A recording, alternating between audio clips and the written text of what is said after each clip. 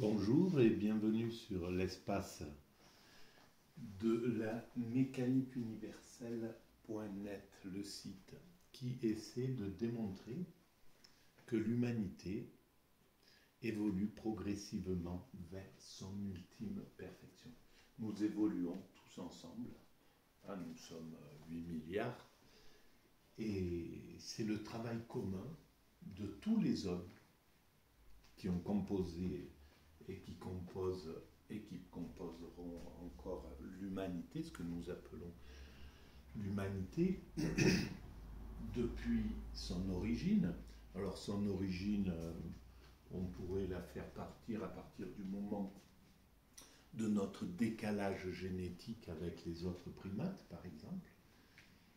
Et jusqu'à aujourd'hui, tout ce que nous avons découvert, tout ce que les hommes ont fait, tout ce que les hommes ont fait par le bien comme par le mal, ont conduit l'humanité à ce que nous sommes, qui est une évolution progressive vers un esprit supérieur, vers une maîtrise de notre comportement, une maîtrise de notre environnement et une maîtrise de notre questionnement. Voilà. Et il reste encore quelques siècles, je pense, d'évolution pour atteindre cet état d'ultime perfection. Cette ultime perfection, on peut éventuellement l'imaginer, c'est difficile évidemment de se projeter dans 400 ans, on est sûr d'être loin du compte, mais globalement, on peut penser que nous aurons atteint la paix universelle, un fonctionnement universel dont nous avons déjà construit les structures. Et alors nous sommes partis du clan à l'origine, lorsque nous étions des primates naturels, on fonctionnait comme nos cousins chimpanzés par exemple, sous la forme de clans de quelques dizaines, voire centaines d'individus. Et là, nous sommes organisés en nations, donc il y a eu tout un tas de passages de la cité au pays, voilà, du pays à la nation, et maintenant de la nation au concert des nations. L'Europe, l'OUA, l'organisation africaine, l'organisation du continent américain, l'organisation asiatique, l'ASEAN, etc., etc. Voilà. Et donc, on est sur cette voie. Et évidemment, la situation après le système continental qu'on est en train de construire, c'est le système universel dont nous avons déjà construit les structures. L'ONU, l'Organisation des Nations Unies, l'UNESCO qui gère, etc., le patrimoine culturel, l'Organisation mondiale de la santé, l'Organisation mondiale du commerce, l'Organisation mondiale du travail, les organisations mondiales pour l'écologie, le patrimoine mondial, les tribunaux internationaux. Voilà, tout ça montre que c'est notre avenir. On va vers ce fonctionnement universel. Et évidemment, lorsque le fonctionnement universel sera établi, eh ben une grande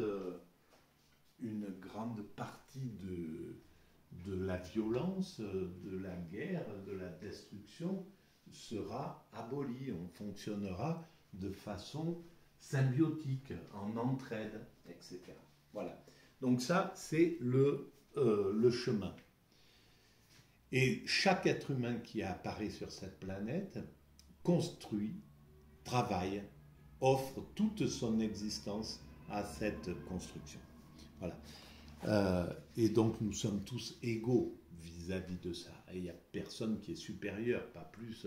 Il n'y a pas de différence pour la création de l'humanité, puisque c'est ça qui est le plus important. Un un chef d'État n'est pas plus important que, que la femme de ménage. Voilà, pas plus que, etc. Pas plus que le milliardaire n'est pas plus important que le mendiant qui mendie en bas de son immeuble. Voilà. Donc, on est tous absolument égaux. Et ce qui est vraiment extraordinaire, c'est que la construction de l'humanité, la façon dont tout est organisé, le prouve constamment. Ben, le fait que nos vies n'ont pas d'importance, même si on peut dire que globalement, pour les plus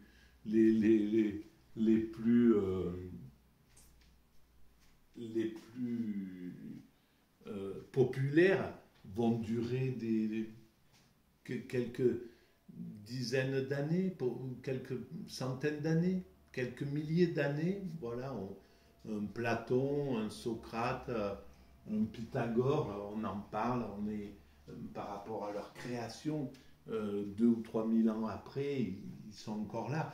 4 ou 5 000 ans après Moïse ou après 2500 ans après Bouddha, etc. Ils sont toujours présents dans l'esprit des êtres humains, mais en réalité, ce n'est même plus eux, c'est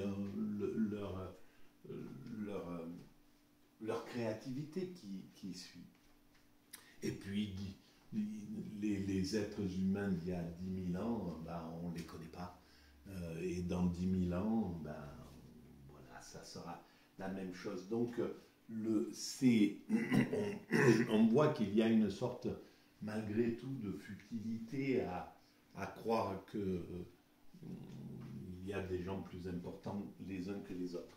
Alors, cette importance, on l'accorde par nécessité. C'est une façon de mettre en compétition, voilà, de s'affirmer aux dépens d'autrui, de pouvoir... Toute cette diversité, la construction humaine se fabrique sur cette illusion. Mais c'est une illusion. Fondamentalement, c'est une illusion. Nous sommes tous égaux. Nous donnons tous, nous ne faisons que donner la totalité de notre existence à l'humanité. Voilà, au chemin, au parcours de l'humanité.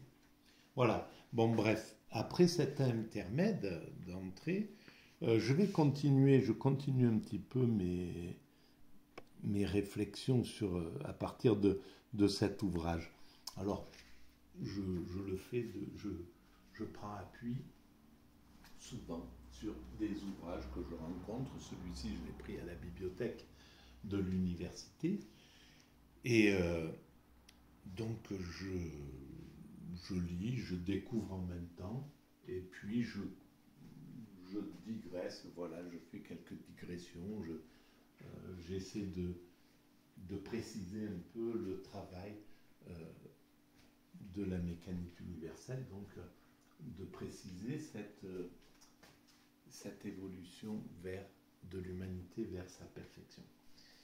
Alors, ce livre de Giorgio Colli, La naissance de la philosophie, eh ben, j'en lis un petit peu le début de chaque chapitre. Là, je vais commencer le chapitre 7, la raison destructrice.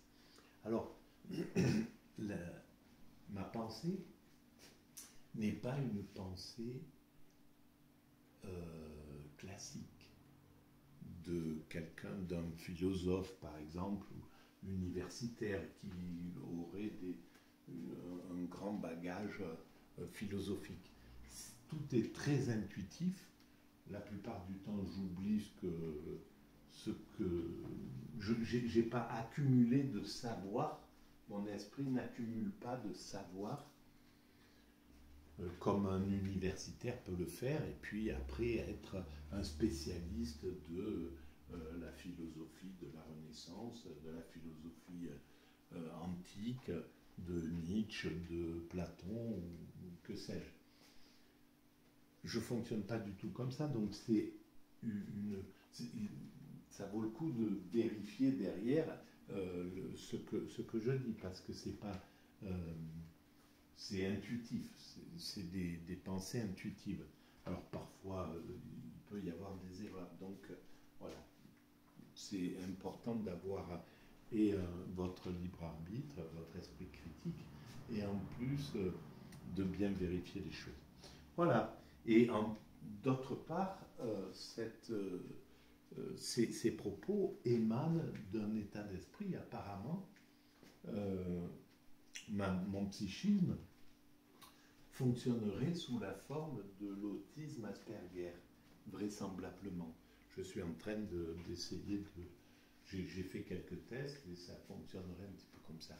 Donc voilà, ça serait une pensée atypique, clairement, avec tout ce que ça a de positif et de négatif, évidemment. Donc je commence à lire et je réfléchis. Plusieurs générations de dialecticiens ont élaboré en Grèce un système de la raison, du logos, comme phénomène vivant, concret, purement oral. C'était les penseurs présocratiques, plus ou moins, et un petit peu avant, se passaient leur connaissance oralement. L'écriture était peut-être même pas inventée à cette époque, et puis, ou alors était secondaire. Et puis on a perdu un grand nombre de ces ouvrages. Mais voilà, il y a une façon de se transmettre le savoir oralement et d'épiloguer sur les choses, de pouvoir dialoguer en fait. Et donc c'était sous la forme du dialogue oral. L'oralité est évidemment un caractère essentiel de la discussion, écrit Giorgio Colli. Une discussion écrite, transcrite dans une œuvre littéraire, telle que nous la trouvons chez Platon, est un pâle succédané du phénomène originel, tant parce qu'il y manque l'immédiateté. Donc là, voilà, il montre que les dialogues écrits par Platon, qui repris peut-être de l'enseignement de Socrate pour une partie, c'est autre chose qu'un dialogue, qu'une confrontation avec quelqu'un en face de soi, pour pouvoir faire évoluer en fait la réflexion. Alors, bien que les dialogues de Platon sont basés sur cette idée-là, il y a toujours des interlocuteurs, mais c'est un seul écrivain en fait qui relate tout ça. Alors, on ne sait pas si c'est relaté de vrais dialogues ou si c'est juste un prétexte, ces dialogues, à épanouir la théorie de Platon et de Socrate. Tant parce qu'il y manque donc l'immédiateté du dialogue, la présence des interlocuteurs, l'inflexion de leur voix, l'allusion de leur regard, que parce qu'elle décrit une joute pensée par un seul homme, et seulement pensée, donc manquant de l'arbitraire, de la nouveauté, de l'imprévu, qui ne peuvent jaillir que de la confrontation verbale de deux individus en chair et en os. Voilà, alors là, ça vient tout de suite me faire penser à quelque chose, c'est que ça correspond à ce travail que je fais finalement sur YouTube. Je prends appui sur des ouvrages depuis très longtemps, hein, sur Nietzsche, sur Spinoza, sur Platon, sur Camus, sur Socrate, sur Sartre, etc. etc. Je vous renvoie à l'écoute des vidéos précédentes. Bon, il y en a beaucoup, hein, il y en a plus de 900 maintenant. Juste sur cet espace, parce qu'il y a d'autres espaces où j'ai placé des vidéos. Bref. Eh ben, je prends appui sur ce même principe. Et effectivement, j'avais bien conscience qu'il y a il y a un problème, en fait, dans ce genre de pratique, parce qu'il n'y a pas l'intervention de l'autre. Voilà. Et là, par exemple, ben, ma façon de penser de ce travail de Giorgio Colli, eh ben, il manque il manque des interlocuteurs qui peuvent dire, mais là, peut-être tu te trompes, ou alors voilà, moi j'ai un autre point de vue, etc. Donc c'est clair que ça correspond à une forme de travail. Pour moi, c'est un travail, en ce qui me concerne, c'est un travail autistique un peu, voilà, qui fait que ça peut... J'ai essayé quelquefois, j'ai peut-être réussi d'ailleurs à certains moments, de le faire sous forme de dialogue. Mais déjà, il faut que je sois avec quelqu'un de vraiment bienveillant en face de moi, qui cherche pas à démolir de façon trop systématique ou trop bornée mon travail. Tant qu'il y a un peu d'opposition, je ne suis pas d'accord. Pour moi, l'évolution ne va pas vers sa perfection, elle va à sa perte. Bon, je peux articuler, épiloguer derrière, etc. Mais si ça peut devenir vite stérile, en fait, aussi ce genre de choses. Bon, en même temps, c'est extrêmement créatif parce que ça oblige l'esprit à chercher des arguments pour convaincre, etc. Donc, il y a quand même quelque chose, voilà, qui se fait dans le dialogue. Mais au fond, même si ce n'est pas des dialogues, voilà, j'y vais de mes contradictions, de